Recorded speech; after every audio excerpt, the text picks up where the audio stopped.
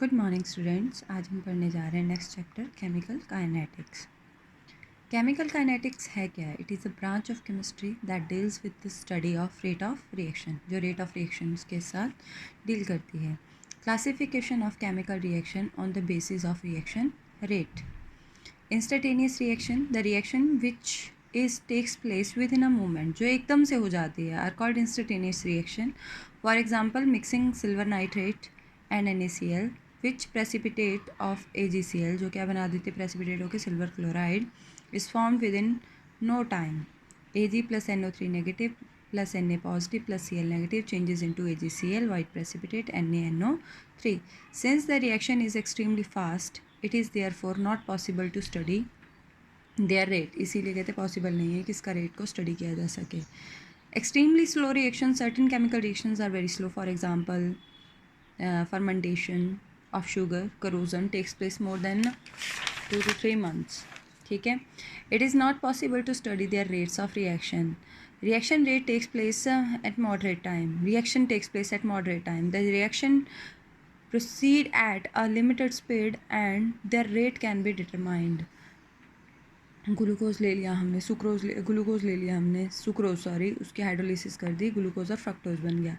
Rate of chemical reaction, it may be defined as the change in molar concentration of a species taking part in the reaction per unit time. Per unit time में जितना reactant product में convert हो रहा है उसको क्या बोलते हैं? Rate of a chemical reaction. Rate of a chemical reaction कैसे फाइंड आउट कर सकते हैं? Change in molar concentration divided by time taken for a change. Decrease in molar concentration of reactant divided by time taken for decrease. तो delta R क्या है? Concentration. Delta T क्या है? Time taken for change. For product, और हम इसके सामने reactant के सामने हम माइनस का साइन लगाते हैं. माइनस साइन ओनली क्या रिप्रेजेंट करता है? Decrease in molar concentration of reactant, और कुछ भी रिप्रेजेंट नहीं करता है. For product, increase in concentration of product divided by time taken for increase. इसके आगे हम नेगेटिव नहीं लगाएंगे, इसके आगे पॉजिटिव लगा सकते हो. 2H2O plus O2 changes into 2H2O. तो हम इसके लिए रेट कैसे लिखेंगे? माइनस जो आगे कॉफिशेंट होगा वो डिवाइड में चल जाएगा. Delta H2 delta T, minus क्यों लगाया? रिएक्टेंट है. Minus delta O2 divided by delta T is equal to 1/2 delta H2O plus delta T. ठीक है, इस तरीके से क्या लिखते हैं? रेट लिखते हैं. इसके लिए लिखना है तो रिएक्टेंट के आगे माइनस आएगा, यहाँ पे भी माइनस आएगा. ठीक है, -1/3 delta H2 divided by delta T is equal to 1/2 delta NH3 delta T.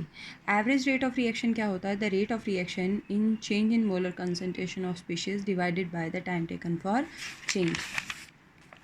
ठीक है, मान लो हमारे पास 2 रिएक्टेंट है, वो इतने टाइम लेके क्या हो रहे हैं? प्रोडक्ट में कन्वर्ट हो रहे हैं. इंस्टेंटेनियस रिएक्शन के लिए हम रेट कैसे फाइंड आउट करते हैं? तो एवरेज के रेट कैसे निकालते हैं? Concentration of reactant, initial minus final minus initial, final minus initial करके उसको डिवाइड कर देना है. The average reaction rate at smallest interval of time when delta T approaches to 0.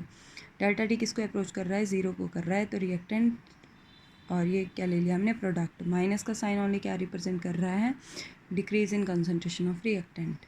ठीक है, नेक्स्ट है factor influencing rate of chemical reaction. अब कौन कौन से फैक्टर रेट ऑफ रिएक्शन को इन्फ्लुएंस करते हैं? Concentration of reactant, the rate of reaction is proportional to the concentration of reacting species. It is maximum in starting and slowly decreases. तो जितनी ज़्यादा concentration होगी उतना ज़्यादा क्या बनेगा? प्रोडक्ट बनेगा, उतना ज़्यादा रेट होगा. बट कहते हैं जो रेट ऑफ रिएक्शन है वो स्टार्टिंग में मैक्सिमम होगा, धीरे धीरे क्या हो जाएगा? कम हो जाएगा. नेक्स्ट है टेम्परेचर.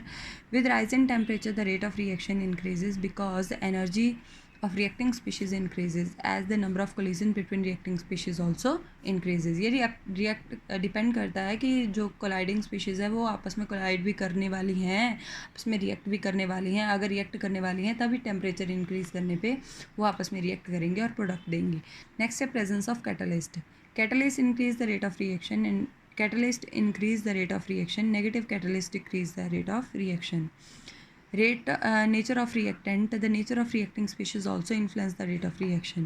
अगर reactant reacting in nature है तभी rate of reaction क्या होगा? increase होगा. Next is surface.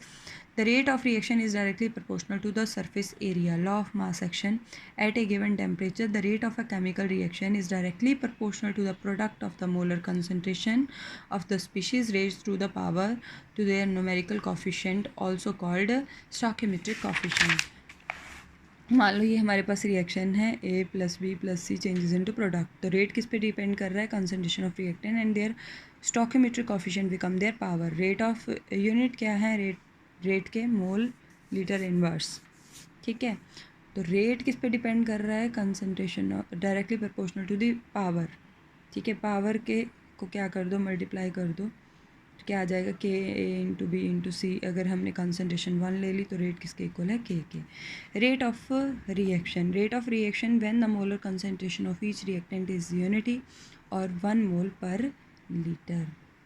नेक्स्ट है ऑर्डर ऑफ रिएक्शन। क्या होता है? The sum of the coefficient of reacting species. ठीक है, सम ऑफ द कोफिशिएंट, ये जो आगे कोफिशिएंट दे रखे हैं इनके सम को क्या बोलेंगे? Order of reaction.